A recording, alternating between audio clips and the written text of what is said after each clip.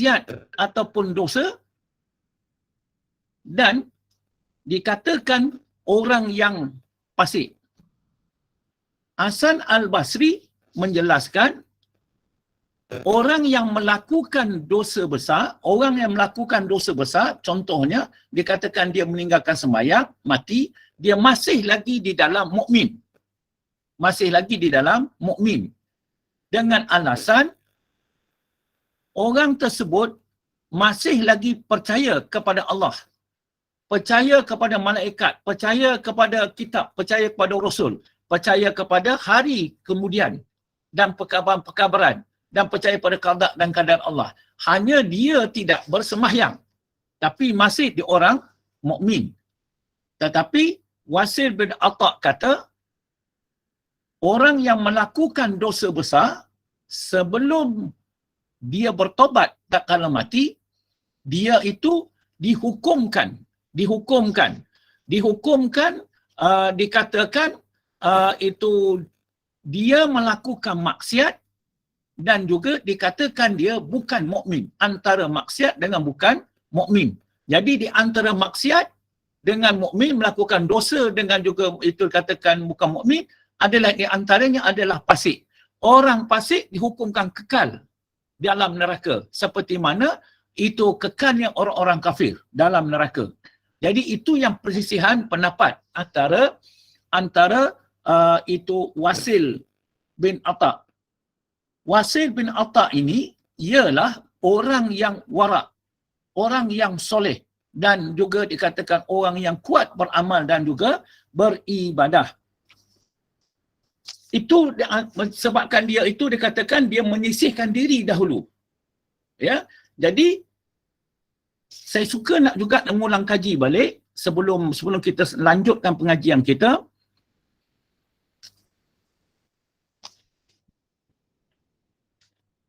Yang pertamanya dikatakan orang yang mengerjakan dosa besar tidak dikira sebagai mukmin, tetapi tidak pula menjadi kafir. Itu kata Wasil bin Atta. Maksudnya orang itu fasik. Jika dia tidak bertobat di akhirat, kekal, dan dia kekal di dalam neraka. Cuma azabnya ringan sedikit, tidak seperti azab yang dirasai oleh orang kafir sejati. Itu pendapat Wasil. Yang keduanya, Wasil bin Atta juga telah mengajar tentang kadar. Qada ataupun kadar, ketetapan atau ketentuan, atau ketentuan atau ketetapan. Wasil bin Atta yang disokong oleh Umar bin Ubaid. Umar bin Ubaid juga adalah seorang yang warak. Ya, dia dah berpindah menyambung kelas pengajiannya dan pengajarannya, dia bertemu dengan itu Umar bin Ubaid.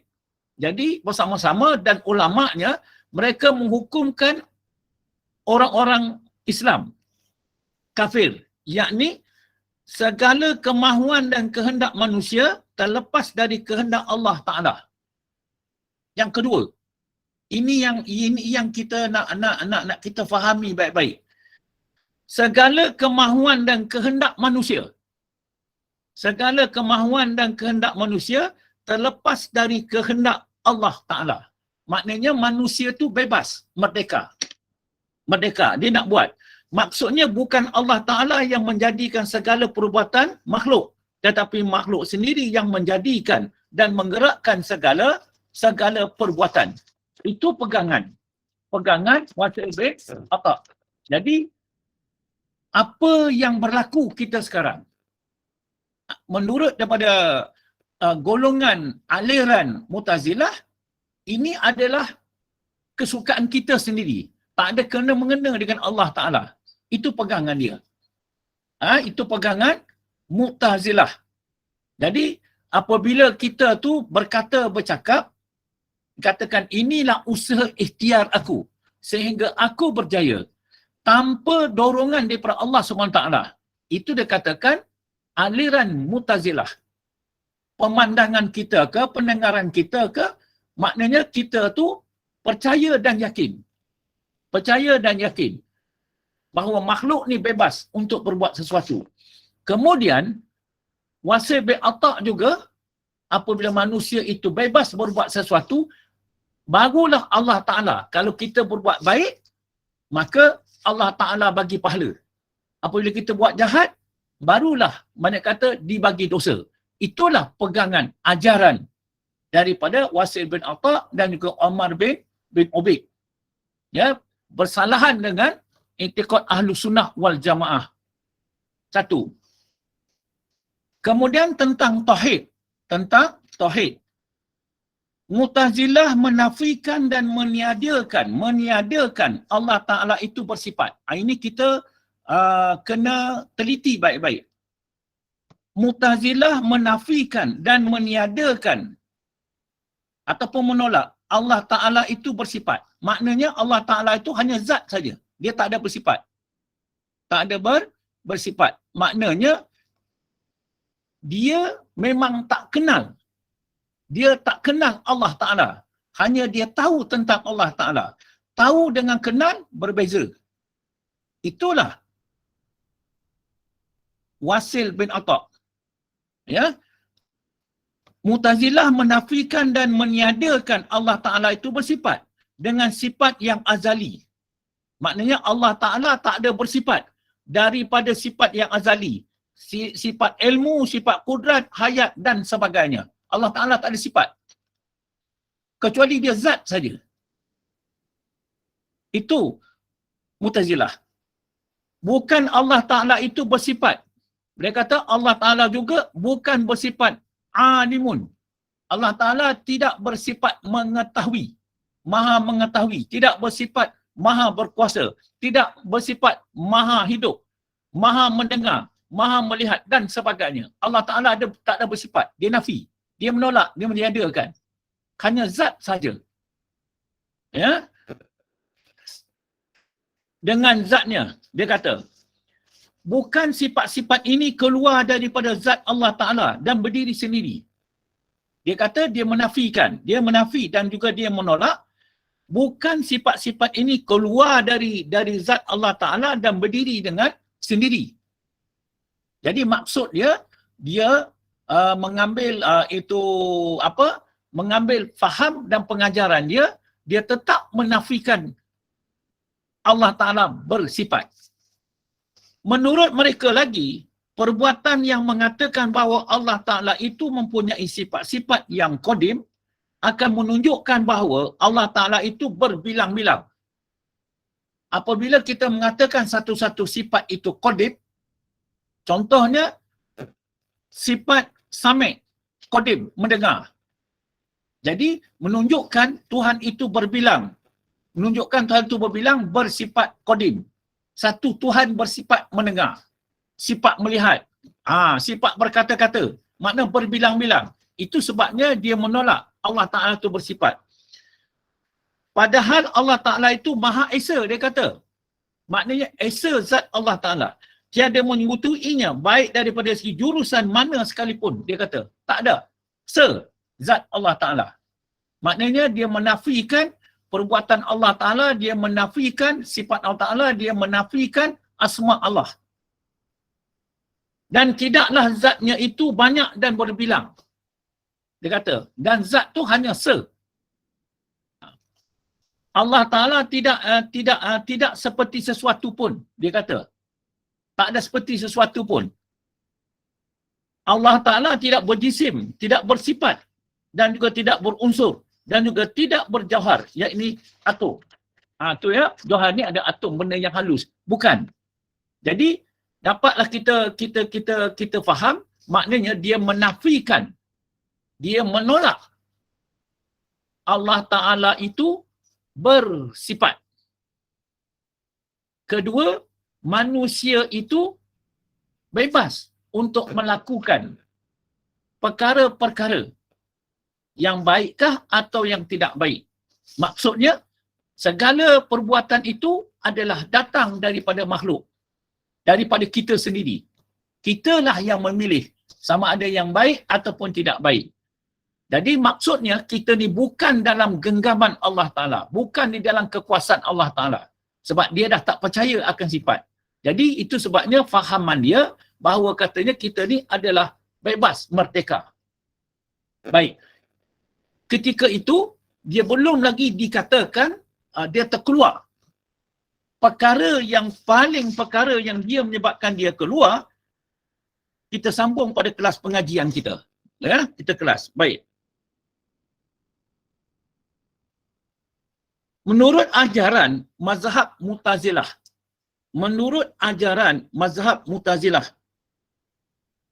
jadi ajaran dia berlaku antara tahun 723 hingga 748, ya, semasa pemerintahan Hisam bin pemerintahan Hisam dan Khalifah Umayyah. Ya, ketika itu dia dah mula mengajar tentang fahaman dia, yang dibantu, yang disokong oleh Umar bin Ubaid, ya, dua ulama besar dalam mazhab Mu'tazilah. Apa mazhab Mu'tazilah? Maknanya orang yang tergelincir akidahnya. Menurut ajaran mazhab Mu'tazilah, Al-Quran itu baru saja. Ni dia keluar. Al-Quran itu adalah sifatnya baharu, bukan qadim. Dia kata, dicipta. Maknanya, menurut ajaran mazhab Mu'tazilah, Al-Quran itu baru saja dicipta. Pada tahun 750 Masihi, golongan Mu'tazilah menyokong dengan kuatnya gerakan Khalifah Abbasiyah. Ya, menyokong gerakan Khalifah Abbasiyah, menentang fahaman mazhab Ahlu Sunnah wal Jamaah. Jadi yang pertama sekali, dia nak menentang, dia nak melawan adalah mazhab Ahlu Sunnah wal Jamaah, iaitu yang dipelopori oleh guru dia, Hasan Al-Basri. Jadi makna kata dia ada. Makna dia nak menolak segala ajaran guru dia habis. Tu dia kata. Dan juga mazhab Syiah. Jadi dalam mazhab Ahlussunnah wal Jamaah, kita juga tak terima mazhab Syiah. Dia pun tak terima juga mazhab Syiah. Jadi dengan sebab itulah kebanyakan pengajaran mazhab Mu'tazilah bersifat pegangan rasmi rakyat Baghdad.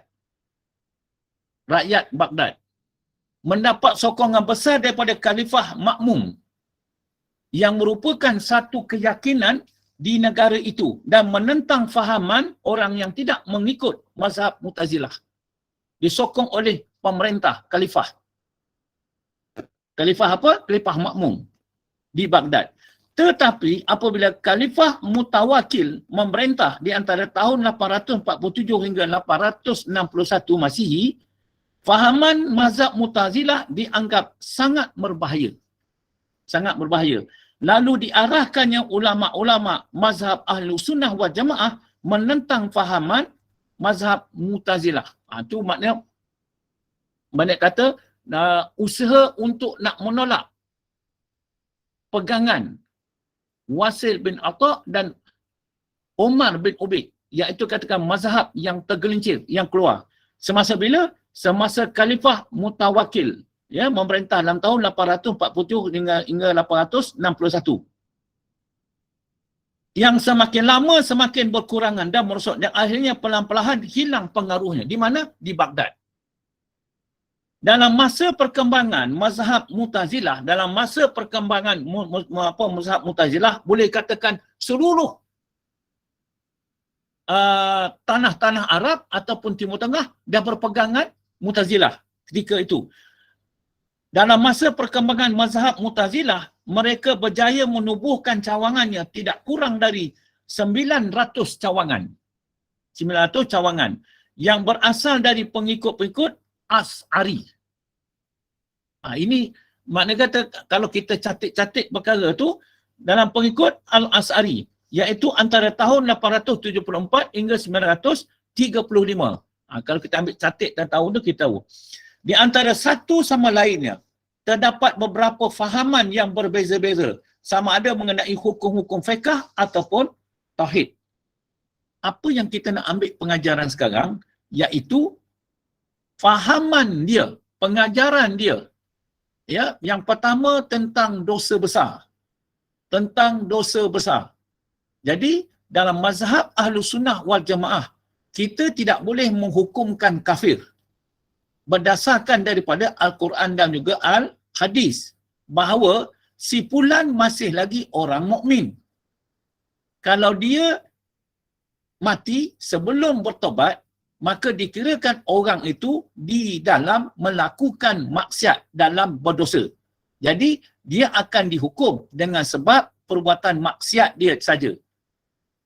Tetapi, Wasil bin Atha' berpendapat, orang yang melakukan dosa besar tidak sempat nak bertobat, maka orang ini dikatakan orang fasik. Fasik. Fasik itu dihukumkannya adalah kekal dalam neraka. Sama dengan juga orang-orang kafir. Kekal. Cuma azabnya ringan sedikit. Itu dia punya pendapat. Satu, tentang dosa. Jadi apa pengajaran kita dalam mazhab itu Ahlus Sunnah wal Jamaah? Jangan kita suka menghukum saudara kita tentang kafir dan sebagainya. Jika berlaku musibah di tempat kita, sekarang ni pun orang gantung diri, dosa besar, kita uruskan macam mana biasa juga. Semacam mana kita biasa, kita tanam juga di tanah perkuburan. Orang yang katakan membunuh atau sebagainya, orang yang tak semayang, ya, orang tak semayang itu semua, kita tetap uruskan juga sebab kita bersangka baik kepada si fulan. Hakikat kita bersangka baik kepada Allah SWT bahawa dia adalah masih di dalam orang mukmin. Masih di dalam orang mukmin. Itu pasal sekarang kita uruskan. Maknanya kita tu tetap bersangka baik. Dan yang keduanya, kita menolak aliran Mu'tazilah. Apa sebab? Dia tak percaya Allah Ta'ala itu ada bersifat. Ada bersifat. Maknanya dia menafikan bahawa dia percaya hanya zat berdiri dengan sendirinya saja. Jadi kita menolak dengan sebab apa? Allah Subhanahu Wa Ta'ala nak menyatakan wujudnya, adanya, maka diadakannya makhluk alam ini. Nak mengadakan alam ini atas tujuan nak menyatakan wujud dia. Dengan caranya adalah sifat dia. Jadi dengan adanya makhluk ini, dengan makhluk ini kita dapat kenal akan wujud Allah Ta'ala. Itu sebabnya kita memandang makhluk, kita kelihatanlah wajah Allah. Mana sifat-sifat Allah. Dengan sifat-sifat Allah lah, maka dapat kita jalan cara nak kenal Allah. Tapi bagi aliran Mu'tazilah, dia menolak. Dia menolak perkara tersebut. Itu yang dikatakan dia tidak percaya kepada sifat-sifat. Yang ketiganya, iaitu makhluk ini, manusia ini bebas, merdeka untuk nak berbuat sesuatu. Ya, dia bukan datang daripada Allah Ta'ala, bukan daripada taufik hidayat Allah Ta'ala, bukan daripada dorongan Allah SWT, tapi dorongan daripada makhluk tu sendiri. Dia nak buat apa pun. Kalau dia rajin, dia berjaya. Kalau dia malas, dia gagal. Maksudnya kata atas manusia. Kalau dia buat baik, dia dapat pahala. Kalau dia buat jahat, dapat dosa. Itu fahaman dia. Ya, sedangkan kita itu ada kelihatan usaha dan ikhtiar. Tetapi usaha ikhtiar itu adalah didorong oleh Allah Subhanahu Wa Ta'ala. Jadi Wasil bin Atha' pula berkata, kalau kita percaya kepada Allah Ta'ala tu ada bersifat sama dengan sifat makhluk, itu pasal dia menafikannya. Allah Ta'ala tu bersifat. Tetapi bagi mazhab Ahlus Sunnah wal Jamaah, sama dari persegi nama sifat kita dengan sifat Allah Ta'ala. Tetapi pada hakikatnya tidak sama. Sebab kita itu adalah makhluk yang dijadikan. Jadi sifat itu untuk menyatakan akan wujudnya dia. Wujudnya Allah Ta'ala. Jadi itu yang menyebabkan dia terkeluar. Yang terakhirnya dia keluar, dia mengatakan Al-Quran itu adalah bersifat baharu. Baharu dicipta. Bukan dia bersifat qadim. Daripada Lauh Mahfuz yang dibawa oleh Jibril alaihissalam sampai kepada baginda Rasulullah SAW. Tak. Maknanya dia sama fahaman macam orang Kristian tentang Al-Quran. Itu maknanya dia dah terkeluar. Jadi terkeluar itu dikatakan maknanya dia ni adalah orang yang tergelincir akidahnya. Baru dihukum tergelincir akidahnya. Ya. Tetapi dia tak mau terima dengan nama Mu'tazilah. Tapi kita tetap juga. Sebab apa? Dia kata dia sebagai pembela tauhid dan juga keadilan. Itu faham dia. Tetapi dia tetap terkeluar. Itulah makna kata tentang sedikit tentang Mu'tazilah. Baik. Dalam mentafsirkan Al-Quran dan Al-Hadis, mazhab Mu'tazilah terlalu banyak menggunakan akal. Hukum akal. Jadi kalau hukum akal ni mengikut daripada sedap dia, mengikut daripada seronok dia. Contohnya apabila dia dalam Al-Quran dan Hadis menceritakan tentang sifat innallaha ala kulli syai'in qadir. Sesungguhnya Allah itu dia katakan maha berkuasa. Dia mentakwilkan sifat kuasa, sifat maha berkuasa. Maksudnya kata benda tu macam tu dia takwilkan. Selain daripada itu, fahaman mazhab Mu'tazilah banyak persamaannya dengan fahaman agama Kristian. Sama fahaman dengan Kristian. Misalnya mengenai keyakinan mereka bahawa Al-Quran itu baru sahaja diciptakan. Na'udzubillah. Berlindung kita dengan Allah SWT. Itu Mu'tazilah. Fahaman ini terdapat dalam agama Kristian. Dan fahaman tersebut adalah di antara yang menyebabkan mazhab Mu'tazilah terkeluar dari agama Islam. Terkeluar. Ya. Jadi ada beberapa perkara yang dijelaskan, iaitu tentang dosa besar, tentang qada dan qadar, tentang tauhid, ya, tentang itu tentang hari kemudian dan sebagainya. Dia menggunakan hukum akal dia. Jabariyah pula, bukan makna kita nak masuk Jabariyah, tapi dia nak hampirkan kepada Jabariyah. Kita tahu dah Jabariyah juga adalah yang dikatakan terkeluar daripada Ahlus Sunnah wal Jamaah. Harus diingat, ahli tauhid menulis Jabariyah umpama tahi, Qadariyah umpama najis, Ahlus Sunnah wal Jamaah umpama susu. Jadi Jabariyah dan Qadariyah proses darah akan menjadi najis dan akhirnya akan menjadi susu. Maknanya hampirnya Jabariyah dengan Qadariyah dengan Ahlus Sunnah wal Jamaah. Sedangkan kedua-dua ini dengan ketiga-tiga ini perkara yang hampir adalah sesat. Terkeluar daripada Ahlus Sunnah wal Jamaah. Itu sebabnya saya minta juga kepada semua jemaah yang ada 83 orang ini, faham tak faham, kita kena ambil faham. Sedikit demi sedikit. Saya umpamakan sendiri. Akidah ni umpama seperti telur di hujung tanduk. Umpama seperti telur di ujung tanduk. Kalau kita tak jaga telur tersebut, maknanya itu akidah kita Ahlus Sunnah wal Jamaah. Dia akan tergolek jatuh sama ada kepada Jabariyah ataupun kepada Qadariyah. Na'udzubillah. Itu pasalnya pentingnya tentang akidah daripada ilmu-ilmu lain. Baik, Jabariyah pula adalah kumpulan yang terdiri daripada golongan pelampau yang berlawanan pandangannya dengan mazhab Mu'tazilah. Kita tengok tadi. Mazhab Mu'tazilah dia menolak Ahlus Sunnah wal Jamaah dan Syiah. Dan Jabariyah pula, Jabariyah makna golong yang melampau. Yang melampau dikatakan berlawanan pandangan dengan mazhab Mu'tazilah. Dah ada beberapa mazhab datang di sini. Kita nampak dah Mu'tazilah, Syiah, dan kita nampak pula Ahlussunnah wal Jamaah, kita nampak pula Mu'tazilah. Tetapi di dalam ni, dia nak bab yang pertama ni nak membicarakan tentang Mu'tazilah dahulu. Mu'tazilah tu dulu. Jadi kita nak berawas perkara tersebut. Kita takkan percaya Al-Quran itu adalah baharu atau dicipta.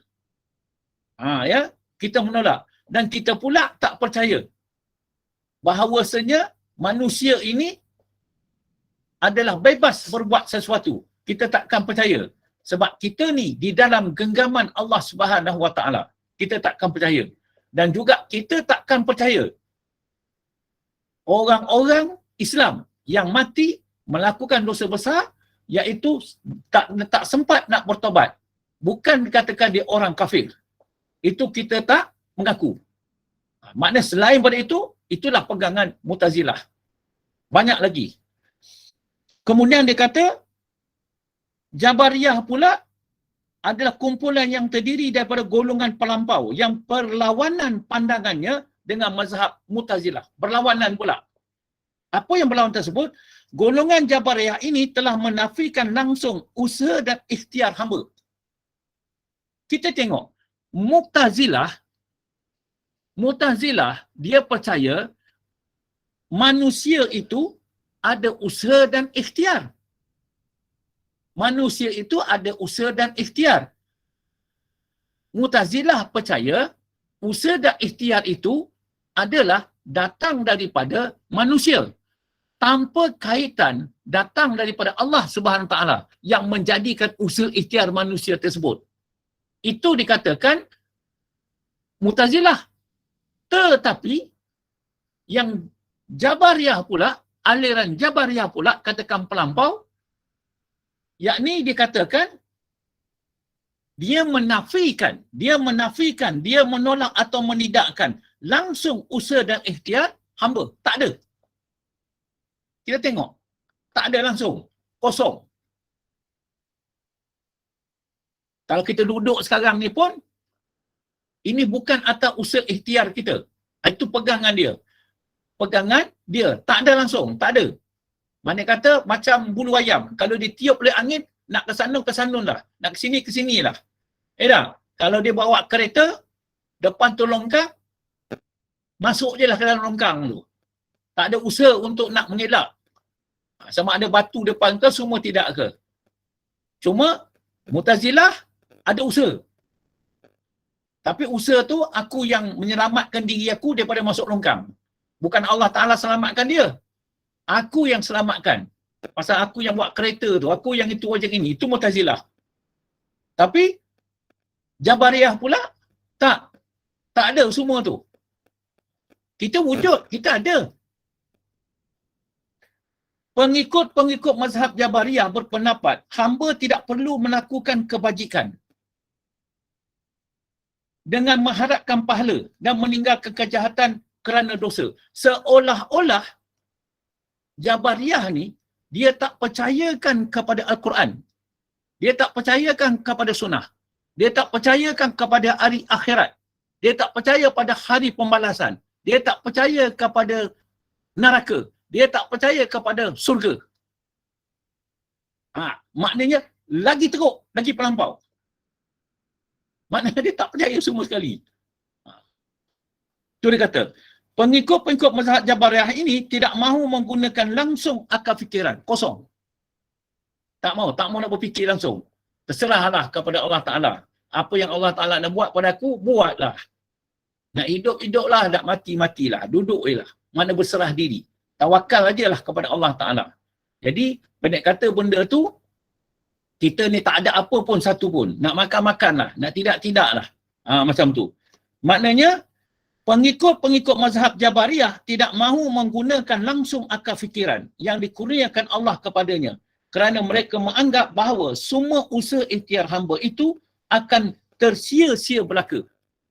Maknanya tak mendatangkan apa-apa faedah usaha ikhtiar manusia itu. Ya tak? Kita makan sesuap nasi pun kita nampak hasilnya. Tapi dia tidak. Cuma tu dia banyak pemohong, dia banyak menipu. Itu saja. Dia buat juga. Cuma dia cakap saja. Ya. Dengan sebab itulah pengikut-pengikut mazhab Jabariyah lebih suka duduk berdiam. Lebih suka duduk berdiam. Kalau berdiam berfikir tak apa. Tidak. Mengosongkan diri. Diri sahaja. Berdiam diri sahaja. Diam saja. Ya. Mereka tidak mahu beramal beribadat kepada Allah Ta'ala. Tak mahu beramal ibadat kepada Allah. Bukan tak percaya kepada Allah. Percaya. Tapi dia tak ikut perintah Allah. Ya. Hanya mereka berserah bulat-bulat kepada Allah tanpa berusaha dan berikhtiar. Ini yang dikatakan yang kita nak faham antara Jabariyah dengan Qadariyah. Kita tengok hakikat.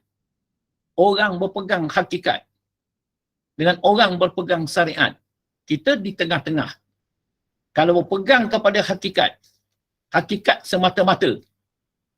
Hakikat semata-mata. Jadi bermaksudnya dia tak ada usaha dan ikhtiar. Itu dikatakan dalam hal tersebut. Kita lihat pula yang Mu'tazilah pula. Mu'tazilah kita ni ada usaha dan ikhtiar. Tapi usaha dan ikhtiar itu adalah datang daripada aku. Aku berjaya sekarang.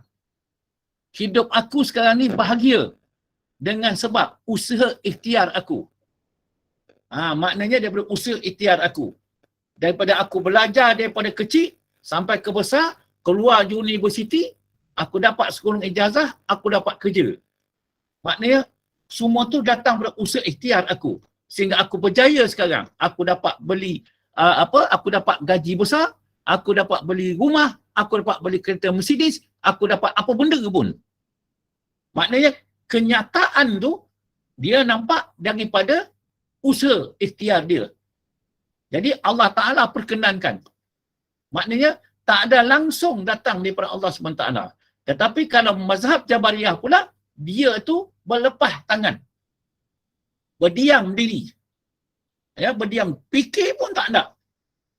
Ya, itu dikatakan tadi. Maknanya kalau buat apa sesuatu pun, dia takkan mendatangkan apa-apa faedah. Tu kepada dia.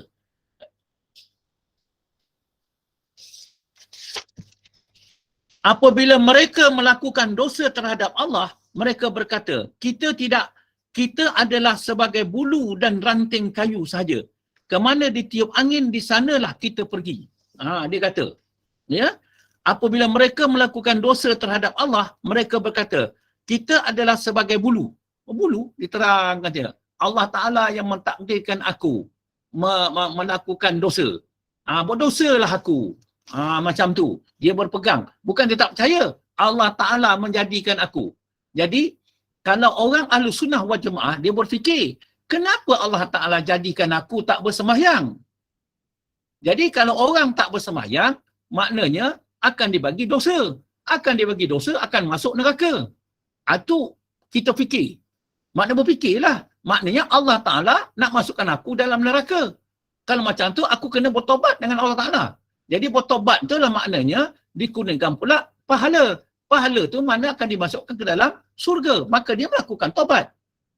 Maknanya ada usaha dan ikhtiar. Tetapi benda tu dia yakin, benda tu semuanya datang daripada Allah Subhanahu Wa Taala. Itu dia kata. Tapi bagi mazhab Jabariyah pula, tidak.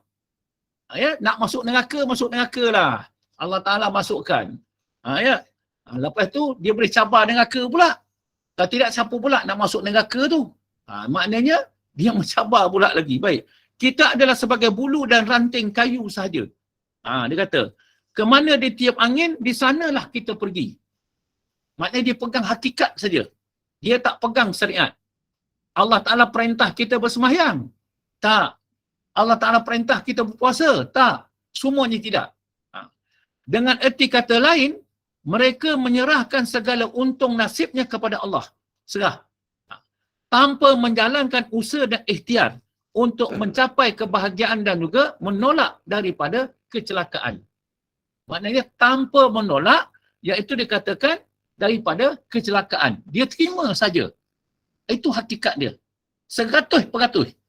100% ni maknanya tak ada lagi atau usaha dan ikhtiar tak ada apa pun, dia betul-betul berpegang kepada Allah. Hakikatnya itulah. Tapi syariat hakikat. Itu sebabnya yang dikata.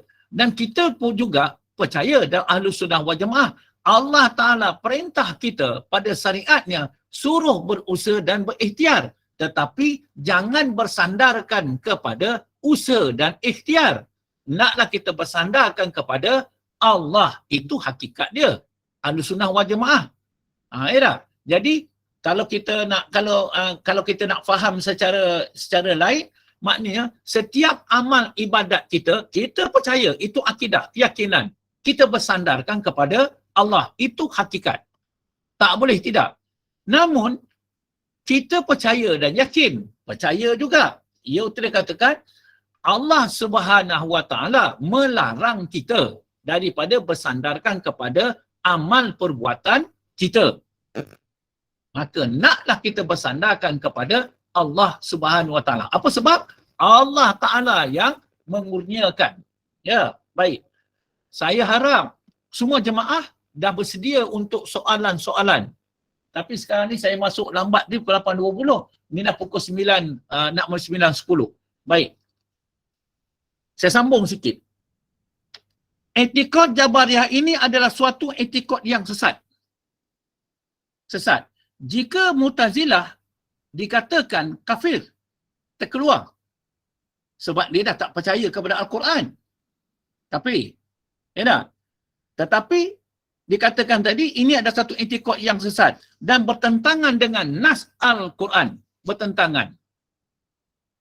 Allah Ta'ala perintah supaya mendirikan solat. Dia tak bersolat. Itu dia kata, bertentangan dengan Al-Quran. Yang mana di dalam Al-Quran telah ditegaskan bahawa satu-satu kaum atau bangsa tidak akan berubah nasibnya selagi mereka sendiri tidak mengubahnya. Itu perintah Allah Ta'ala. Allah Ta'ala menjadikan sesuatu kaum. Mana kaum ni bermacam-macam, berbagai-bagai kerana Allah Ta'ala yang jadikan.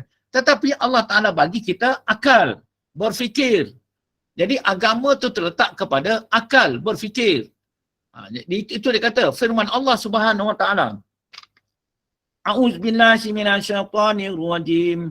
Innallaha la yughayyiru ma biqaumin hatta bighayru ma bi anfusihim. Bermaksud dalam surah Al-A'raf ayat ke-11. Sesungguhnya Allah tidak mengubah apa-apa yang ada pada sesuatu kaum.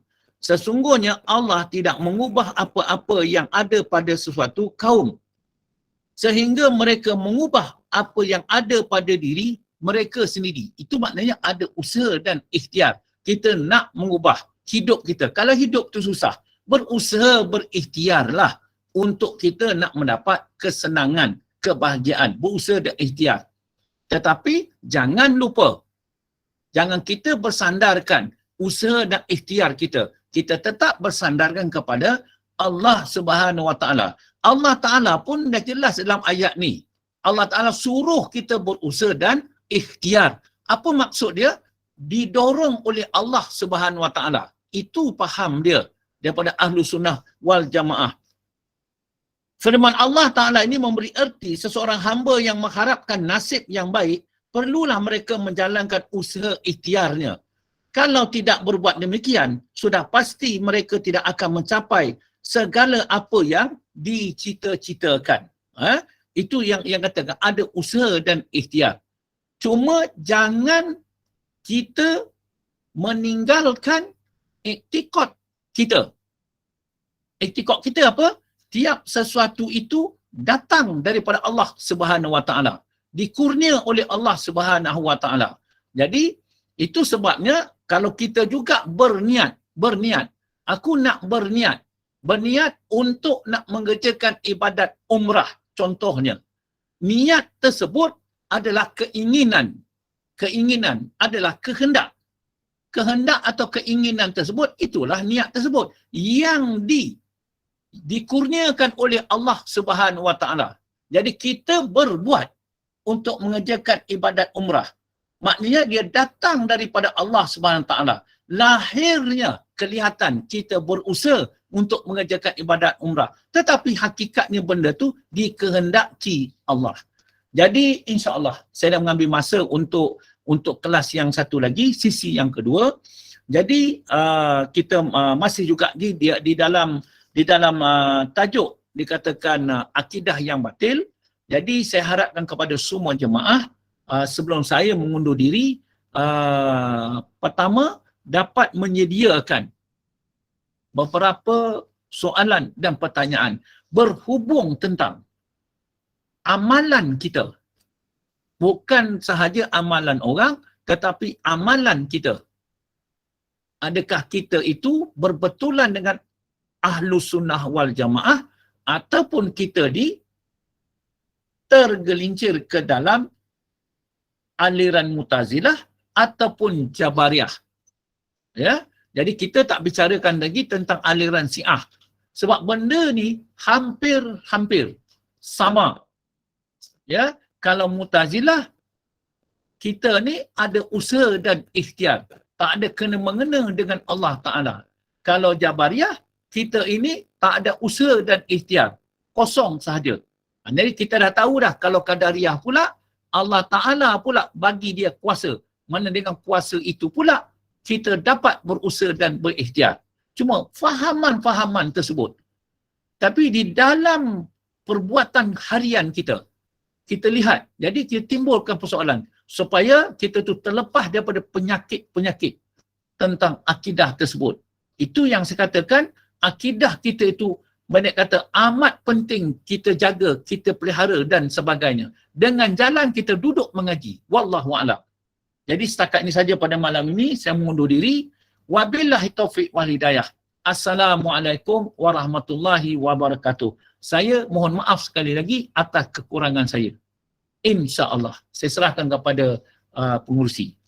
Waalaikumsalam warahmatullahi wabarakatuh. Alhamdulillah, alhamdulillah, syukur pada Allah. Walaupun kita diuji kesabaran pada awalnya, tetapi berkat sabar berkat sabar ustaz dan jemaah, kita tetap dipilih Allah untuk mendapat ilmu dari ustaz. Alhamdulillah. Akidah yang batil tenang, terang telah disyarahkan dan diterangkan oleh ustaz dengan jelas untuk difahami. Mu'tazilah adalah orang-orang yang tergelincir yang dibawa oleh Wasil bin Attar dan anak murid kepada Hasan Al-Basri. Dengan ini kita tangguh pengajian kita dulu Ustaz sehingga ke minggu depan. Kita ada kuliah lagi selepas ni bersama Fadilah Ustazah Afzan bin Abdul Manaf. Bagi menutup majlis, kita mohon Ustaz membacakan doa dan surah Al-As. Silakan Ustaz. Bismillahirrahmanirrahim. Alhamdulillahirabbil alamin. Wassalatu wassalamu asrafil anbiya wal mursalin wa ala alihi washabihi ajmain. Allahumma a'dana likulli haulin la ilaha illallah wa likulli hammin wa ghammin masyaallah wa likulli ni'matin alhamdulillah wa likulli ridha'i wa sidatin asyukurulillah wa likulli ujubatin subhanallah wa likulli zambin astaghfirullah Walikulli musibatin inna lillahi wa inna ilaihi raji'un. Walikulli dikin hasbiyallah. Walikulli qada'i wa qadarin tawakkalna 'ala Allah. Walikulli ta'atin wa ma'siyatin. La haula wa la quwata illa billahil aliyyil azim. Walhamdulillahi rabbil alamin. Bismillahirrahmanirrahim. Wal 'ashr. Innal insana lafi khusr illa allazina amanu wa amilus solihati wa tawasaw bil haqq wa tawasaw bis sabr. InsyaAllah kita berjumpa pada waktu masa yang lain. InsyaAllah. InsyaAllah. InsyaAllah. Terima kasih banyak Ustaz. Assalamualaikum warahmatullahi wabarakatuh. Assalamualaikum, Dek. Okay, sama-sama. Assalamualaikum. Terima kasih Ustaz. Assalamualaikum. Terima kasih Ustaz. Assalamualaikum. Lagi minggu depan Ustaz. InsyaAllah. Sama-sama. InsyaAllah. InsyaAllah.